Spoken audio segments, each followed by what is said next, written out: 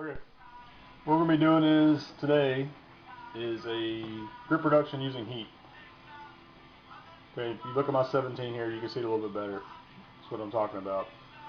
It's what you end up with all the way around. Okay, and what we're going to be getting rid of is that right there, that hump that everybody hates on Glocks. Biggest reason people gripe about them. So it's pretty easy to do. We'll be doing it on my 26, a little subcompact. Of course, make it clear. Should have to tell people that. If you're that much of an idiot, you deserve to get shot.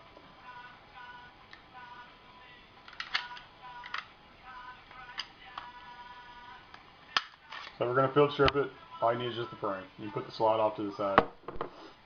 Now, before we get started, first and foremost, obviously, it's very easy to damage a plastic frame using heat. Pretty self-explanatory. I'm not responsible if you mess up your gun. Shooter's Loft is not responsible if you mess up your gun. And no one who has any part ownership of Shooter's Loft is responsible for you messing up your gun. You do this at your own risk. Okay, so the tools we're going to need, obviously first, is heat. It's called the candle method. I'm impatient. I don't like waiting on that, so I use more heat. It's okay as long as you don't turn it too high. You may or may need this.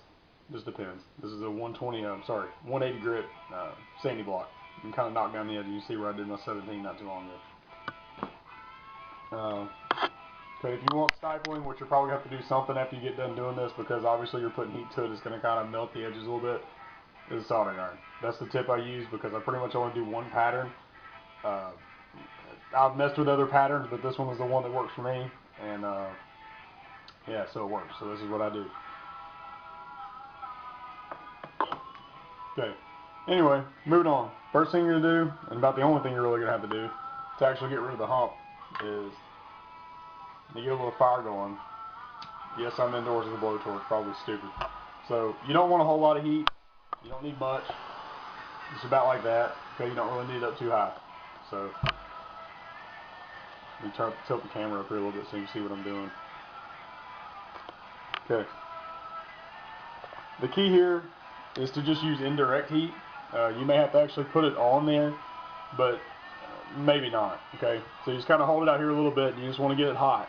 And it's going to take multiple times, and just like when you're heating up metal or anything else, you just don't want to go dead on or stay in one spot, obviously. So usually when it starts smoking a little bit, it could be stuff burning off of it. I mean, I pocket carry this one a lot, run it back and forth just like when you're heating metal.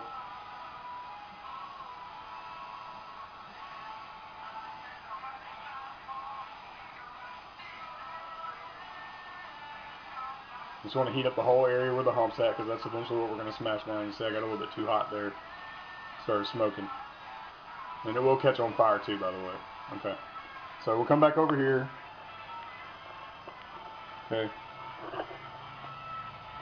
Alright. So what you want to do is you want to get it, and you want a hard edge. Now this one isn't the best in the world because I have this cover on it, but it'll work.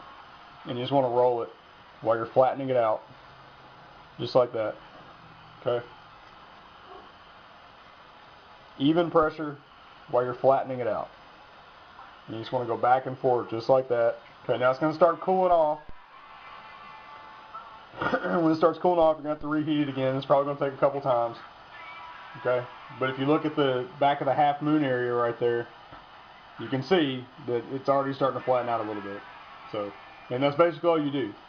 Just go back and forth. So it didn't take all that long. As you see, this is what you end up with. Okay, there's still a little bit of a hump there, but it's pretty much gone. And I'll probably hit this one again, maybe knock it out a little bit, but I mean, it's just pretty much how I want it. Okay, I don't mind a little bit of a hump, but that drastic camel hump is pretty uncomfortable, I'm not going to lie. Okay, so if you look at the back here, so you end up with the flat, and this is what I'm talking about. You're going to have to retexture something. Okay, there's just, unless you just want that there, just what you're going to end up with. And then, see, this is what I was talking about. You're probably going to hit it with a sandy block. Okay, obviously you're flattening out this material, and you're going from side to side, so a top layer of this polymer is going to end up somewhere. And that's on this one. This is how it came out this time. So you have to take that off. You just knock it down with a little X-Acto knife or pocket knife, and then just kind of finish it a little bit, and then texture over it with a soldering iron or whatever it is you want to do. And that's pretty much it. That's how you do it. It's still a little bit warm right now. You have to let it cool off, but it's going to be pliable for a minute, but like I said, this one's already starting to stiffen up again. So it's just, I got it done. It didn't take much. That 180 grit was pretty much worn out, so I had to go get an 80 grit disc in the garage.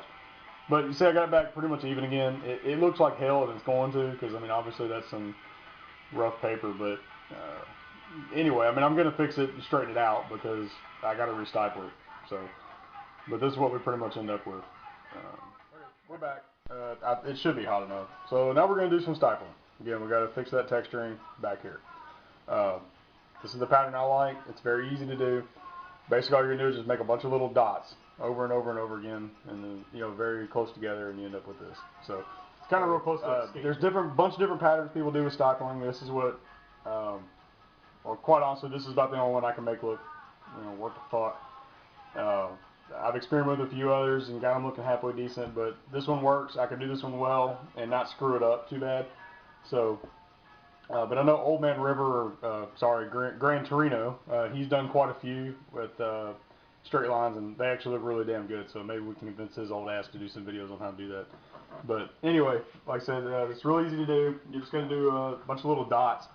So I don't have much room for my core here on my soldering iron, but like I said, you're just going to get in the spots, and on here I'm going to start back over here, okay, because this is where our melting starts over here, and pretty much over to there, and we go up to about here, and back all the way down to the end of the back strap, to where that open hole is down there.